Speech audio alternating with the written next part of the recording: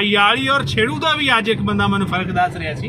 ਕੀ ਕਹਿ ਰਿਹਾ ਸੀ ਕਿ ਅਯਾਲੀ ਜਿਹੜਾ ਹੈ ਕੋਈ ਸਮਝਦਾਰੀ ਮੈਂ ਵੀ ਉਹੀ ਅਯਾਲੀ ਉਹ ਕਹਿੰਦਾ ਸੀ ਕਿ ਜਿਹੜੇ ਸਿਰਫ ਛੋਟੇ ਜਾਨਵਰਾਂ ਨੂੰ ਗਾਂ ਆਪਣਾ ਬੱਕਰੀ ਔਰ ਭੇਡ ਵਗੈਰਾ ਨੂੰ ਚਾਰਦਾ ਹੈ ਉਹਨੂੰ ਅਯਾਲੀ ਕਹਿੰਦੇ ਨੇ। ਔਰ ਵੇਖੋ ਇਹਨਾਂ ਕੋਲ ਇਹ ਜਿਹੜੀ ਚੀਜ਼ ਹੈਗੀ ਹੈ ਇਹ ਨੇੜੇ ਆਓ ਬਾਈ ਜੀ। ਇਹ ਕੀ ਰੱਖਿਆ ਹੋਇਆ ਜੀ? ਕਿਹੜਾ ਕੋਈ ਬੋਤਲ ਹੈ ਪਾਣੀ ਵਾਲੀ? ਇਹ ਪਾਣੀ ਦੀ ਬੋਤਲ ਹੈ। ਤੇ ਇਹ ਇੱਥੇ ਪਾਣੀ ਘੱਟ ਹੈ ਵੀ ਤੁਸੀਂ ਪਾਣੀ ਫਿਰ ਘਰ ਤੋਂ ਲੈ ਕੇ ਟੁੱਟਦੇ ਜੇ?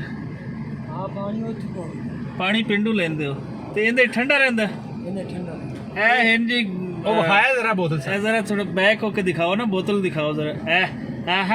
ਇਹ ਹੁਣ ਇਹਨਾਂ ਨੇ ਬੋਤਲ ਦਾ ਲਾਇਆ ਹੋਇਆ ਕਿ ਪਾਣੀ। ਕੀ ਨਾਮ ਹੈ ਪਿਆਰੇ ਭਾਈ ਤੁਹਾਡਾ? ਬਸ਼ੀਰ। ਬਸ਼ੀਰ ਭਾਈ ਬੜੀ ਮਿਹਰਬਾਨੀ, ਬੜਾ ਅੱਛਾ ਲੱਗਾ। ਤੇ ਰੱਤੀ ਰਾਮ ਹੈ ਸਾਹਮਣੇ ਪਿੰਡ ਨਾ? ਹਾਂਜੀ ਮਿਹਰਬਾਨੀ ਜਨਾਬ, ਬਹੁਤ ਸ਼ੁਕਰੀਆ। ਓਕੇ।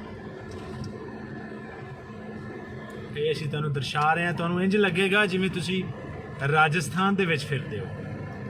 ਏਰੀਆ ਵੀ ਸੇਮ ਹੀ ਹੈ ਜੀ ਸਰ ਜੀ ਸੇਮ ਏਰੀਆ ਬਿਲਕੁਲ, ਕਿਉਂਕਿ ਜੀ ਬਾਰਡਰ ਮਿਲਦਾ ਜੁਲਦਾ ਇਹ ਰੇਤ ਦਾ ਟੇਲਾ ਹੈ ਜੀ ਬਿਲਕੁਲ। ਇਹਦੇ ਵਿੱਚ ਤੁਸੀਂ ਇੱਥੋਂ ਵਿੱਚੋਂ ਦੀਵਾਰ ਕੱਢਦੇ ਹੋ ਵੀ ਇਹ ਜੋਈਆਂ ਦੀ ਤੇ ਇਹ ਬਟੂਆਂ ਦੀ ਤੇ ਜ਼ਮੀਨ ਦੀ ਹੋਈ ਹੋ ਰਾਣੀ। ਇੰਜ ਹੀ ਹੈ ਸਾਰੇ। ਇਹ ਹੀ ਹੋਇਆ ਪਾਕਿਸਤਾਨ ਦੇ ਕਿਆ ਨੇੜੇ। ਬਹੁਤ ਜ਼ਬਰਦਸਤ ਸੀਨ ਹੈ। ਜਰਾ ਸੂਰਜ ਪਾਕਿਸਤਾਨ ਦਾ ਹੋ ਗਿਆ ਇਹ ਤੇ ਆਪਣੇ ਇੰਡੀਆ ਰੂਟ ਦਾ। ਖੂਬਸੂਰਤ ਏਰੀਆ ਹੈ, ਬਹੁਤ ਖੂਬਸੂਰਤ, ਬਹੁਤ ਬਹੁਤ ਬਹੁਤ ਸੋਹਣਾ, ਬਹੁਤ ਸੁੰਦਰ, ਅੱਖਾਂ ਨੂੰ ਠੰਡਕ ਮਿਲਦੀ।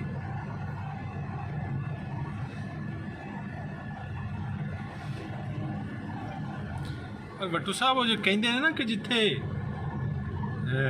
ਕੋਈ ਸ਼ੈ ਹੋਵੇ ਨਾ ਤੇ ਉੱਥੇ ਕੋਈ ਹਰਨੋਲੀ ਸਰਦਾਰ ਜੀ ਦਾ ਹਰਨੋਲੀ ਦਰਖਤ ਨਾ ਹੋਵੇ ਫਿਰ ਹਰਨੋਲੀ ਸਰਦਾਰ ਬਿਲਕੁਲ ਹੈ। ਵੇਖੋ ਹੁਣ ਦਰਖਤ ਕਿਤੇ ਖਾਲ ਖਾਲ ਹੈ, ਪਹਾੜੀ ਕਿੱਕਰ ਜੇ ਨੇ ਕਿਤੇ ਕਿਤੇ ਹਨ, ਲੇਕਿਨ ਕਿਆ ਖੂਬਸੂਰਤ ਲੱਗ ਰਹੇ ਨੇ ਯਾਰ, ਕਿਆ ਇੱਕ ਸੀਨ ਬਣ ਰਿਹਾ ਹੈ।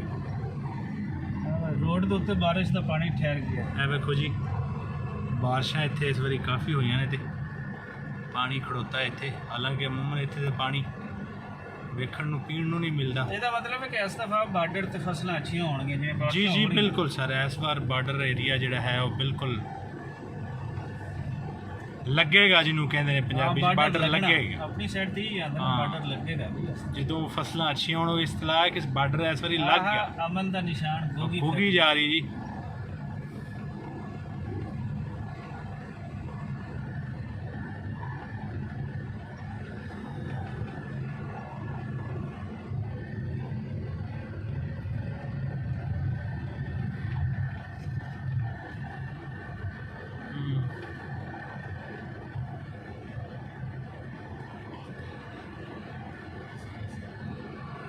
वाह जी वाह, क्या खूबसूरत सीन। ਇਹ ਜੋਈਆ ਸਾਹਿਬ ਹੁਣ ਜਿਹੜੀ ਖਾਲੀ ਜ਼ਮੀਨ ਪਈ ਹੈ जी ਇਹ ਜਿਵੇਂ ਹੁਣ ਬਾਰਿਸ਼ਾਂ ਇੱਕ ਦੋ ਜ਼ਿਆਦਾ ਹੋਣਗੀਆਂ ਇਹਦੇ ਤੇ ਹਲ ਮਾਰ ਦੇਣਗੇ ਔਰ ਹਲ ਮਾਰ ਛੋਲੇ ਵਗੈਰਾ ਉਹ ਜੀ ਬੀਜ ਜੀ ਦੇ ਦੇਣਗੇ जी बिल्कुल ਸਰੋਂ ਇਸ ਤਰ੍ਹਾਂ की ਜਿਹੜੀ ਚੀਜ਼ਾਂ ਨੇ ਉਹ जी जी बिल्कुल, कोई स्प्रे नहीं, कोई खाद नहीं, कोई कुछ नहीं, रब वालों है जो कुछ, सिर्फ इन्हें बीज सुट्टने। ਵਾਹ ਵਾਹ।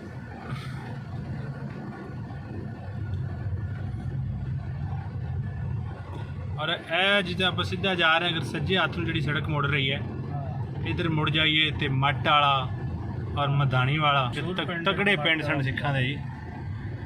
ਔਰ ਹੁਣ ਵੀ ਮਾਸ਼ਾਅੱਲਾ ਸਾਰਾ ਏਰੀਆ ਹੀ ਉਹੀ ਸੀ ਨਾ, ਸਿੱਖ ਸਰਦਾਰਾਂ ਦਾ ਹੀ ਸੀ। ਜੀ ਬਿਲकुल जी।